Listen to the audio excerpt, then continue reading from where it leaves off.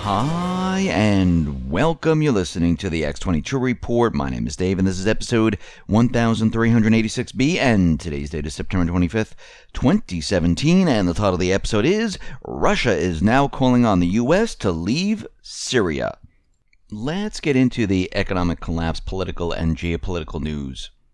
Now, we can see that Trump came out with a statement. He was giving a speech, and he talked about the NFL players that were kneeling, saying that maybe they should be fired. And then the NFL fought back and said, listen, we're all going to kneel. We're all going to go against Trump.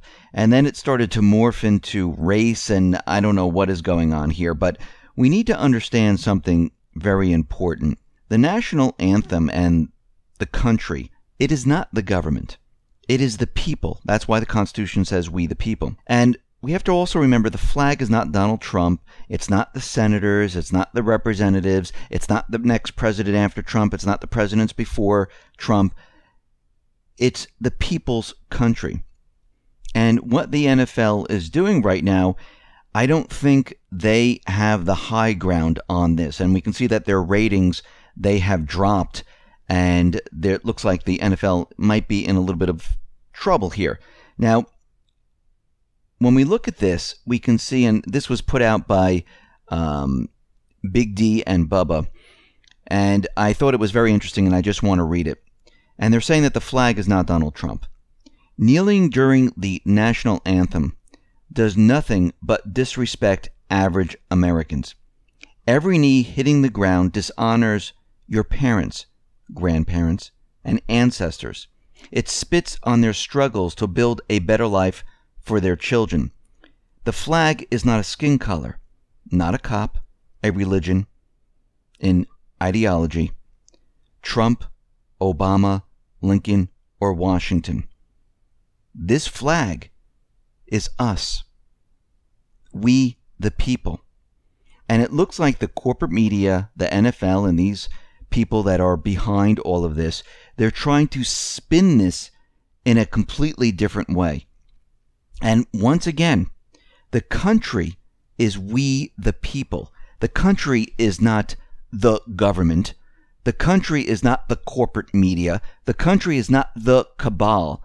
The country is us. And we need to band together as a people and basically show the government, show those non-elected leaders, which some people call them the deep state, the cabal, the corporate media, that no, we are the country.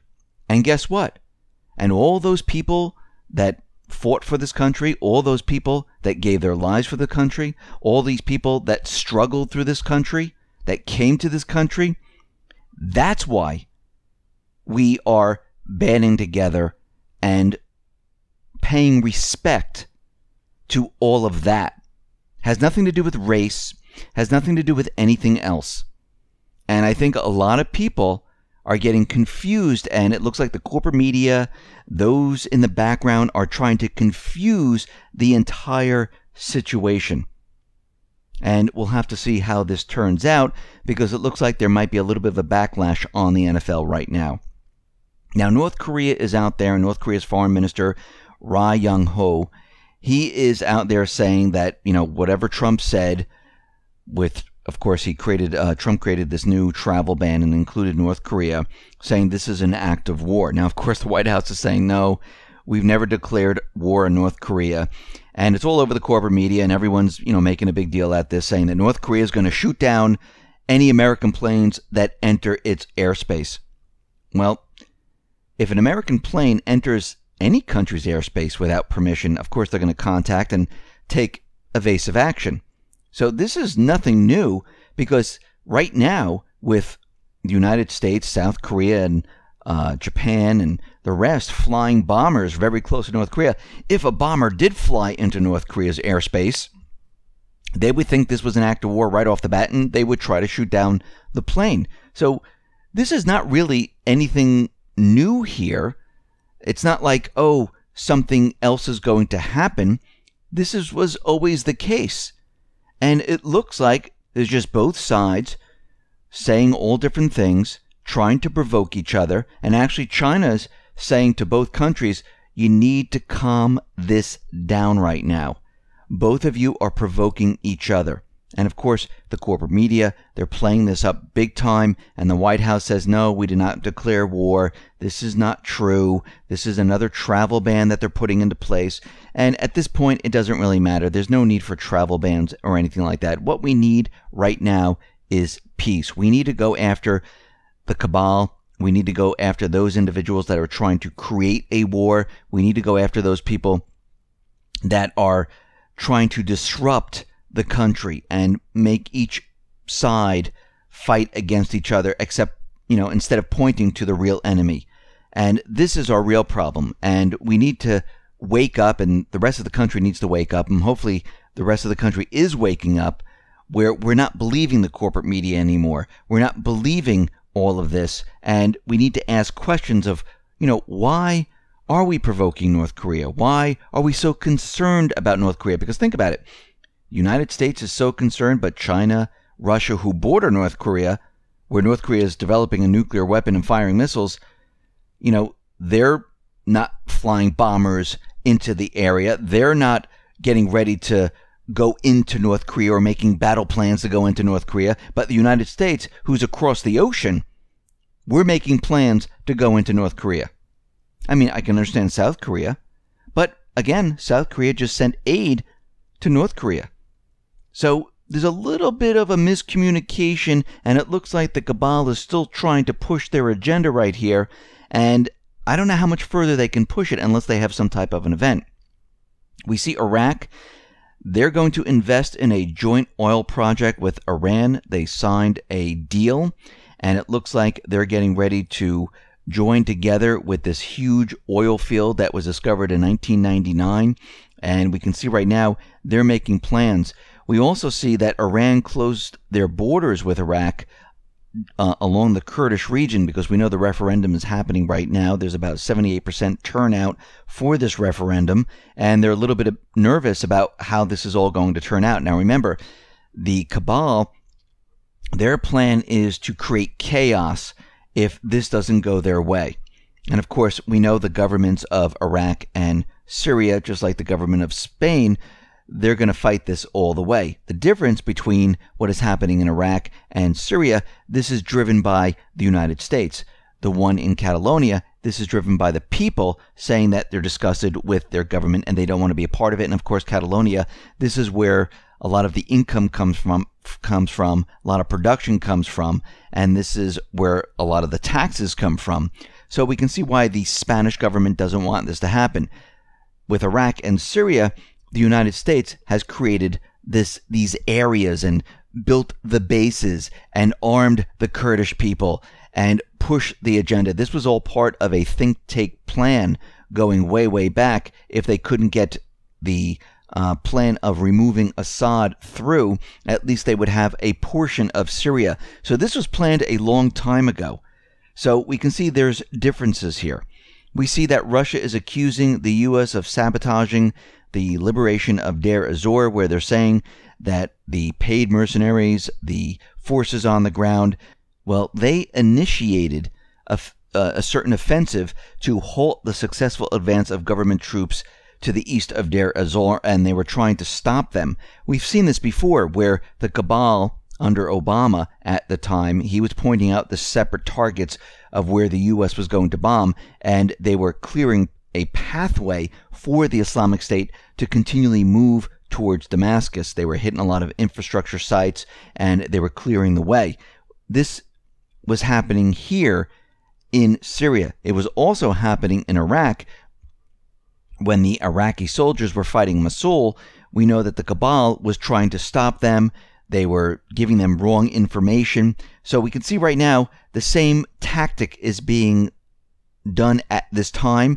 And Russia, Syria, they're calling the United States out on this and saying, hey, what are you doing here? We see there's over 1.1 million refugees. They still remain in limbo across Europe. They want to go back to their countries. They don't want to be in Switzerland. They don't want to be in Norway. They don't want to be in any of these, in Germany. They want to go back to their countries. And we can see with Syria, a lot of these refugees have returned. the other refugees, they want to go back to Libya, they want to go back to Lebanon, they want to go back to the Sudan, they want to go back to all these different countries. And if the United States, the cabal, can just get out of these countries and let these countries rebuild themselves, guess what? All these people would come back. Now, the U.S. military, they have admitted that the leader of the al-Qaeda branch in Iraq, the leader al-Baghdadi, is a fictitious character who never existed.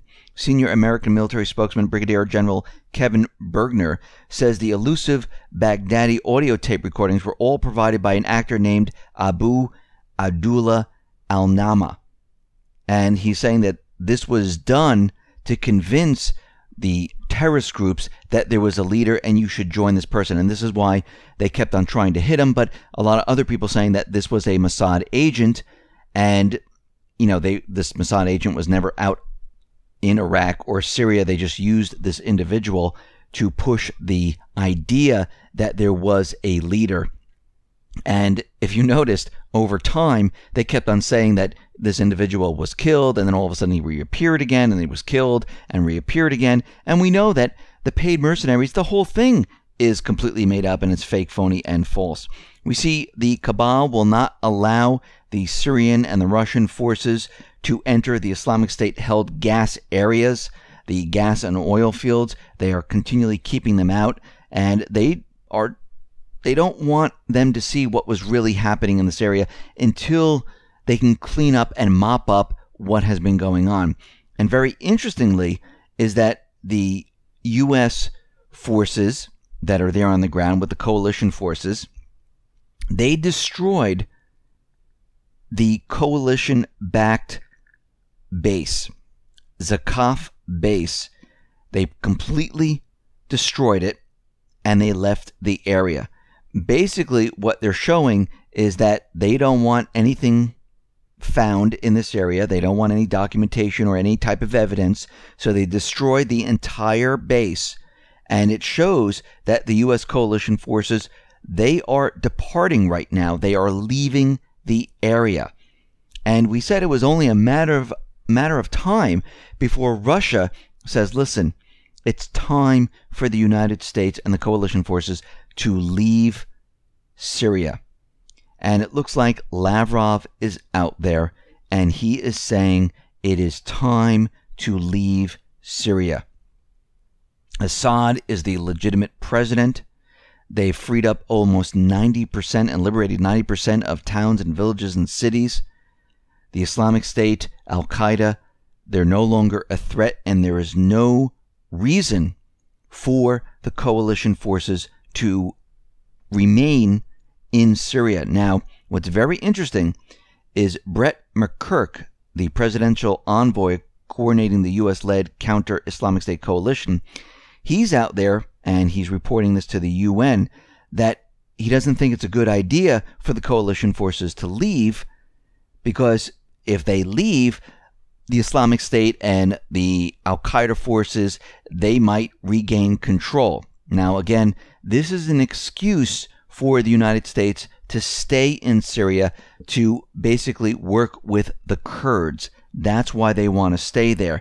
And we can see right now that Syria is saying, listen, there is no reason for the coalition forces to be in Syria.